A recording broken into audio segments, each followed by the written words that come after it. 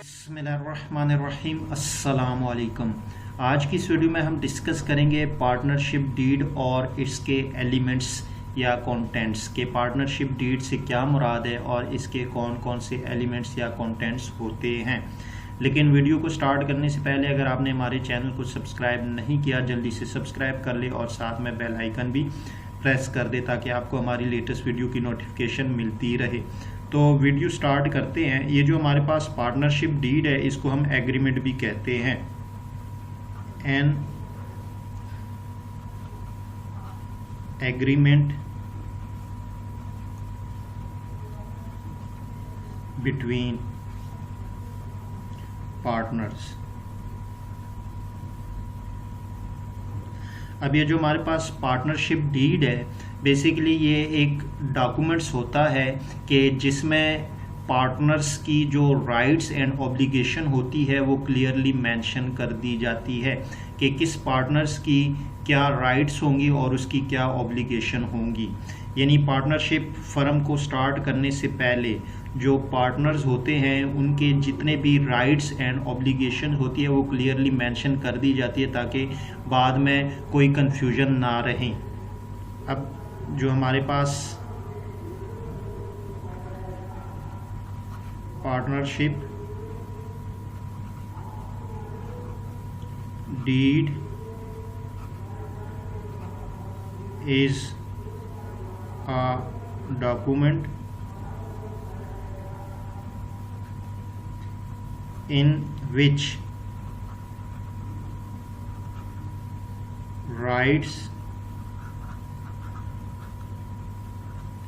and obligations of partners are clearly mentioned।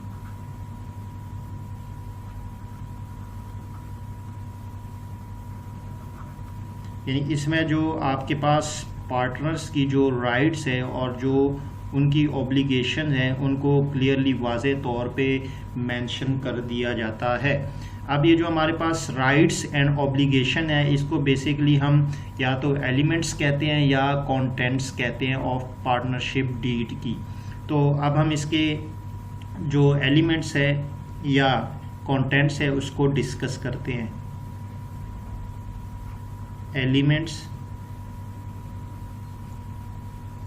Are contents of partnership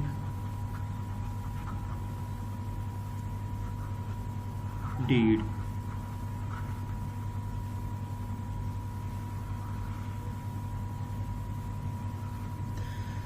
अब जो सबसे पहला हमारे पास इसमें एलिमेंट्स आता है वो है अमाउंट ऑफ कैपिटल। अब यहाँ पे अमाउंट्स ऑफ कैपिटल से मुराद है कि जब भी आप पार्टनरशिप फर्म स्टार्ट करेंगे तो उसके लिए आपको कैपिटल यानी इन्वेस्टमेंट की रिक्वायरमेंट होगी। तो जितने भी पार्टनर्स होंगे पार्टनरशिप डीड में ये क्लियरली मेंशन कर दिया जाएगा कि कौन सा पार्टनर कितना कैपिटल इन्वेस्ट करेगा। अब जो हमारे पास कैपिटल की अमाउंट है वो लाजमी नहीं कि जितने भी पार्टनर्स होंगे उनकी कैपिटल की जो अमाउंट है या वैल्यू है वो सेम हो या इक्वल हो। उनमें चेंज हो सकता है, किसी का जो कैपिटल है वो ज़्यादा हो सकता है और किसी का कम हो सकता है। तो इसलिए पार्टनरशिप डीड में ये क्लियरली मेंशन कर दिया जाता है कि कौन सा पार्टनर कितना कैपिटल इन्वेस्ट करेगा। तो दूसरे नंबर पे हमारे पास आता है अमाउंट ऑफ ड्राइंग्स।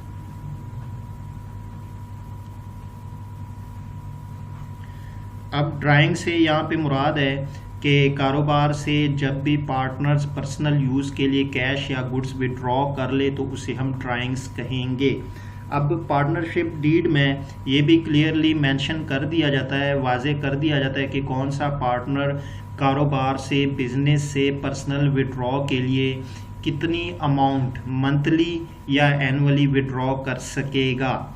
अगर ये चीज़ जो है कारोबार में मेंशन नहीं की जाएगी पार्टनरशिप डीड में, तो इसमें ये होगा कि जिस पार्टनर का जितना मर्जी वो कैश या गुड्स विड्रॉ कर ले बिजनेस से, तो इस तरह बिजनेस जो है वो प्रॉफिट में जाने की बजाय लॉस में चला जाएगा। अब तीसरे नंबर पे हमारे पास आता है अमाउंट ऑफ सैलरी।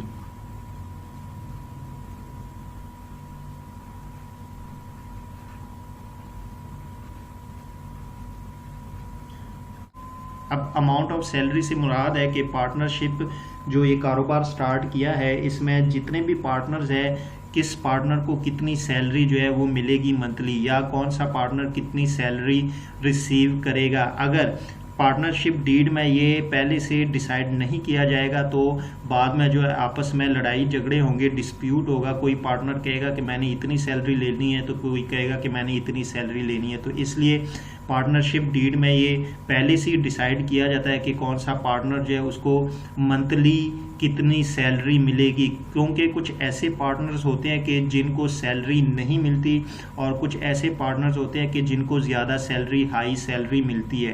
तो इसलिए ये पहले ही डिसाइड कर दिया जाता है पार्टनरशिप डीड में। अब चौथे नंबर पे हमारे पास आता है एडिशनल कैपिटल।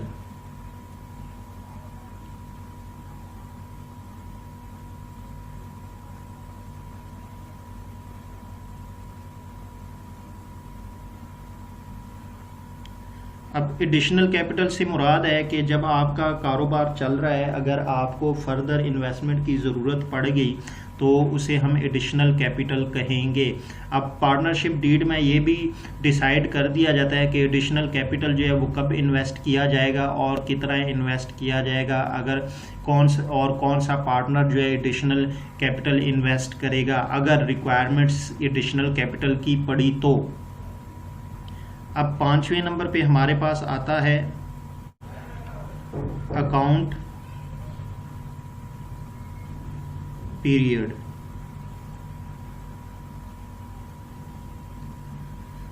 अब ये जो अकाउंट पीरियड यहाँ से मुराद है कि आप अपने पार्टनरशिप फर्म के लिए फाइनल अकाउंट्स कब मेंटेन करेंगे, यानी आप अपने पार्टनरशिप फर्म का जो प्रॉफिट एंड लॉस है वो कब आप फाइंड कर सकेंगे कि आपको जो है कितना प्रॉफिट हुआ है और कितना लॉस हुआ है। लेकिन इसके लिए जो आपके पास पीरियड होता है वो पार्टनरशिप डीड में पहले डिसाइड कर दिया जाता है कि जो आपके पास अकाउंटिंग पीरियड होगा वो कौन सा होगा और कब से कब तक होगा। अब उसके बाद हमारे पास 6वें नंबर पे आता है ड्यूरेशन।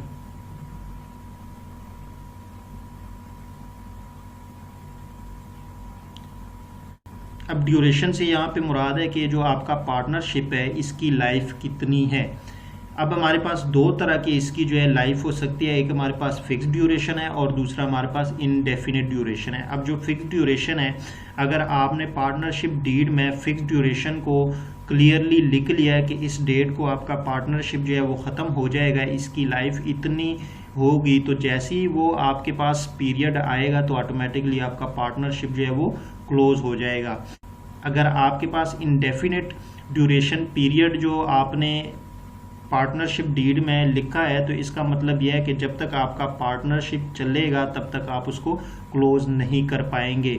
जैसे ही किसी पार्टनर की मर्जी की वजह से या किसी पार्टनर की डेथ हो गई या कोई और इशू जो है क्रिएट हो गया, तो उसकी वजह से आपका पार्टनरशिप डीड क्लोज हो जाएगा। अब 7वें नंबर पे हमारे पास है हेड ऑफिस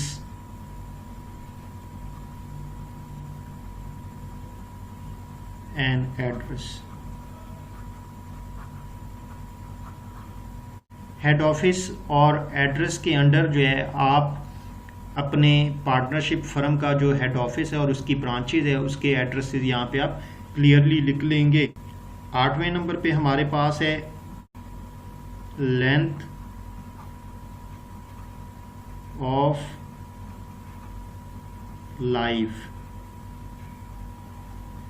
कि जो आपका कारोबार है, जो आपका पार्टनरशिप है, इसकी जो आपके पास लाइफ है उसको भी आप पार्टनरशिप डीड में क्लियरली मेंशन कर लेंगे। इसके बाद 9वें नंबर पे आपके पास नेम ऑफ फर्म आएगा। नेम ऑफ फर्म आएगा कि ये जो आपका पार्टनरशिप है इसका नाम आप पार्टनरशिप डीड में क्लियरली लिख लेंगे कि आपके पार्टनरशिप फर्म का नेम क्या होगा। 10वें नंबर पे हमारे पास आएगा nature of business. Nature of business कि आपका जो बिजनेस है, पार्टनरशिप है, इसकी नेचर क्या है।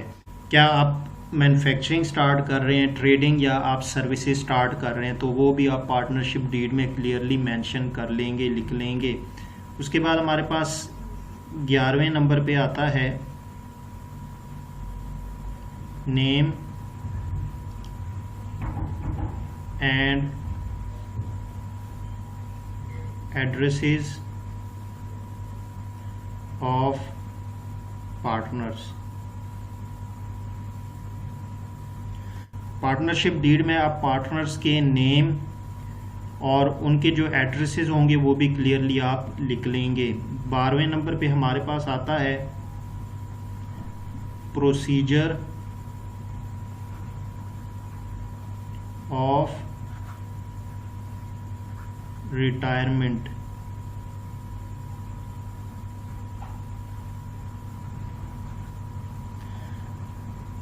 इस हेड के अंदर आप जो पार्टनरशिप के जो पार्टनर्स होंगे उनकी रिटायरमेंट की भी आप प्रोसीजर लिख लेंगे कि उनके रिटायरमेंट होने का क्या प्रोसीजर, क्या तरीक़ेकार है, किस लेवल पे जाके वो रिटायर्ड हो जाएंगे। 13वें नंबर पे हमारे पास आता है रेशो ऑफ प्रॉफिट। अब यहाँ पे रेशो ऑफ प्रॉफिट से मुराद है कि जितने भी पार्टनर्स हैं उनके दरमियान जो प्रॉफिट है वो किस रेशो से डिस्ट्रीब्यूट होगा। तो यहाँ पे आप रेशो भी पार्टनरशिप डीड में क्लियरली मेंशन कर देंगे, लिख लेंगे, ताकि कोई कंफ्यूजन ना रहे किसी भी पार्टनर्स को। अब उसके बाद हमारे पास 14वें नंबर पे रूल्स ऑफ एडमिशन।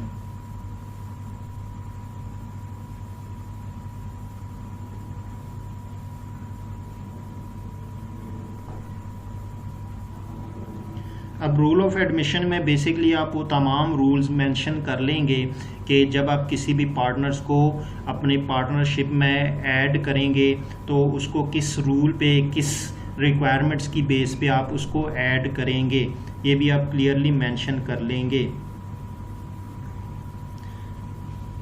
15वें नंबर पे हमारे पास आता है जो लास्ट है rights and duties of partners. इस हेड के अंदर आप जितने भी पार्टनर्स होंगे उनकी जितनी भी राइट्स होंगी और जितनी भी ड्यूटीज़ होंगी वो आप क्लियरली लिख लेंगे, ताकि किसी भी पार्टनर्स को कोई कन्फ्यूजन, कोई जो है प्रॉब्लम्स ना रहे। तो ये बेसिकली हमारे पास कुछ एलिमेंट्स या कंटेंट्स ऑफ पार्टनरशिप डीड है। इसके अलावा इसके और भी बहुत सारे जो है एलिमेंट्स हो सकते हैं जिसको आप किसी भी बुक से जाके स्टडी कर सकते हैं। अगर इस क्वेश्चन से रिलेटेड कोई भी आपको क्वेश्चन हो तो आप क्लियरली कमेंट में पूछ सकते हैं।